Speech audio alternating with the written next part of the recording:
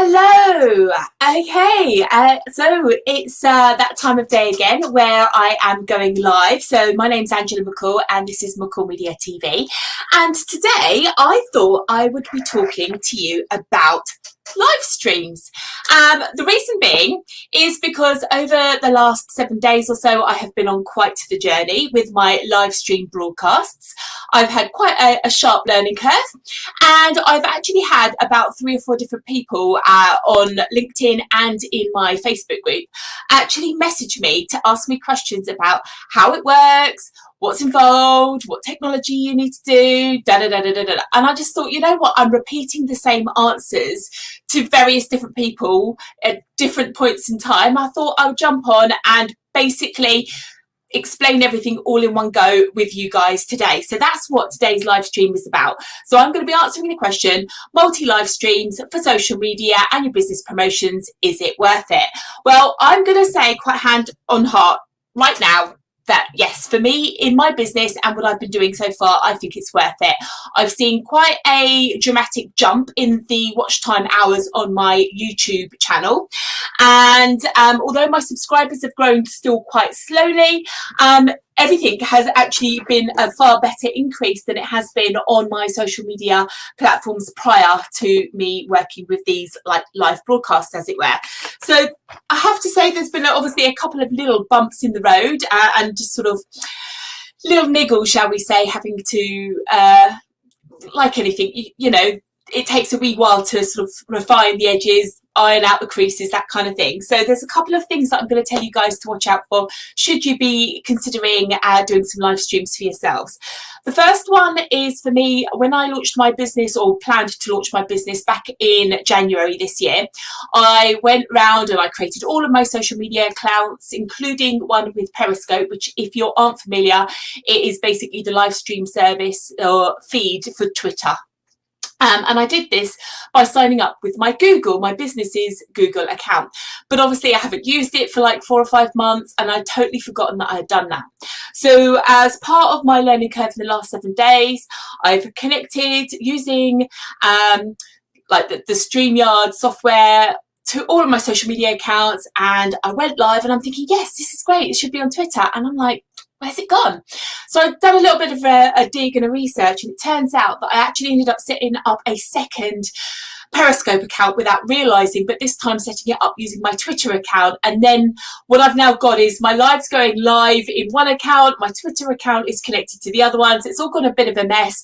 So one of the things that I am going to tell you guys to watch out for is, if you do plan on doing this, make sure when you set up your Periscope account, you do so using your Twitter account. It has to be like the major like admin account holder, as it were. And then what you'll find is that you won't have the 30-day challenge that I have at the moment, whereby I've had to actually close the wrong account and wait 30 days for it to be actually terminated with Periscope, which will then allow me to free my Twitter handle and allow it to be connected to the correct Periscope account. So that's one little bump in the road. Second little bump in the road that I've come across is that I wasn't aware, because I've never really had the need to before, do a live into LinkedIn, and I just thought, or wrongly presumed, you know what they say about presumptions, that it would be as easy to do as it was Facebook and all that kind of thing. Well, it turns out it's not. You actually have to fill in an application form with LinkedIn to obtain the rights to go live, as it were, to your own timeline, or whatever it is that they call it. And their words literally upon hitting that submission button, which I also had to provide evidence by sending them posts from my Facebook account to show that I've gone live, that actually on hitting that submission button on the application form, and I quote you, it does say that it will take several weeks to assess your application. So if this is something that you are thinking that you would like to do for your business, I would suggest very strongly right now you do a couple of lives on something like YouTube or your Facebook account, so that you've got evidence, because they do ask for it. And then you literally go and get that application sorted out now, because they, I don't know if it's because of the lockdown and everybody, you know, is on restrictions restricted services, but LinkedIn literally does say, and I quote again, several weeks to assess your application for a live ability into their service. So that's something that has been put on hold. And of course, off the back end of that, because I want my lives to also go through on LinkedIn, what I'm doing right now that I've had to learn is I'm downloading, after I finish streaming live, and I'll be doing it today with this video, I'm downloading my video and I'm having to tweak and edit it to make sure it is less than 10 minutes long. So LinkedIn has a cap. Now, I don't know if that works when you're actually going live on their platform, but as a video that you then upload, they have a 10-minute capped time limit on the video. So 9 minutes and 58 seconds will be permitted, because I uploaded a video like that this week and that was allowed. So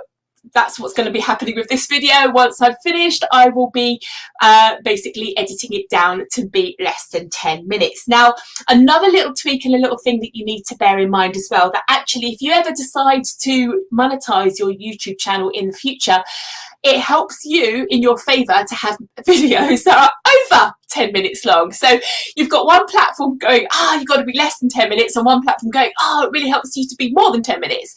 So my advice to you is try and aim for about a 10-minute and 30-second type length video, because that way you've only got about 30 seconds to edit, and then you're keeping one platform happy and the other platform happy, and everybody's a winner. So there's another little top tip for you. Other things that I have also come across that have been quite challenging is the sound effects. Now, this was quite a reasonably expensive, I think, for a pair of headphones anyway. And I've been listening to the audio playback and it's quite tinny, so I have actually purchased a sort of a reasonable priced freestanding mic. It hasn't yet arrived, so sometime over this week I will be doing a product review and testing and comparing the different audio sounds to give you some hints, tips and strategies there. And basically that's basically covering like the technical side of going live with your videos. Now, one of the reasons, in fact the biggest reason that I have decided to take this approach in my business, is because I decided when I was doing all my research on YouTube and how I wanted to tackle that over Christmas, that I realised that I needed to go live, or not live, but needed to publish a video at least once a day to actually get some proper traction with that channel. And even then it was still going to take me a good year to achieve. And having now done 2-3 months of videos on YouTube and aiming for just 3 videos, it was burning me out. But it's, you know, there's the planning, the preparation, which still takes place like it does with this video, but it's the editing time. It is an absolute killer. Plus you've got all the social media posts that you need to do to circulate it everywhere, and all of that takes up time. So for me to do a 10-15-minute video, pre-recorded, edited, made nice and fancy, uploaded to YouTube, doing all the SEO and circulation of it, was an entire sort of about a 4 to 6 hour task per video. And 3 videos a week, it was becoming almost a full-time job, and it was unachievable long term for a person like me, with my lifestyle, being a parent, trying to run a business, launch a business, do a part-time job, in lockdown with my kids around, all that kind of thing. So I needed a better strategy, and one of those came across as being live, because I think also people are a lot more forgiving because they know you're live. If you stumble over the odd word, you don't feel like you have to kind of make apologies for it, or re-record or re-film, and you haven't got all of the editing and all that fuss. And of course you are live simultaneously across all the major platforms at the same time, which means you've obviously got that traction, and that's a big time saving asset to your schedule as well. So for me, going live provides that authenticity. I mean, it's one of those things that you can't do this if you don't know your subject matter, because you will look an absolute fool. So it's also one of those things that I think, in my personal opinion, adds credibility to what it is that you're trying to achieve as well. So I have basically kind of gone through a whole load of do's and don'ts, little bumps in the roads that I have already established and had to work around, and challenges. And I haven't quite got everything where I want it to be right now, but one final other little tweak and thing that I really do like about doing this as well is that, and when I've got my little ducks in a row, shall we say. You can actually play like little kind of commercial type intros and outros that will overlay the videos as well. So just think like a radio station when it's got like a new presenter coming online and it does their little jingle. You can do those kind of things in a visual format with this StreamYard software as well. So I haven't quite adapted to that process just yet because obviously everything's still quite a learning curve for me.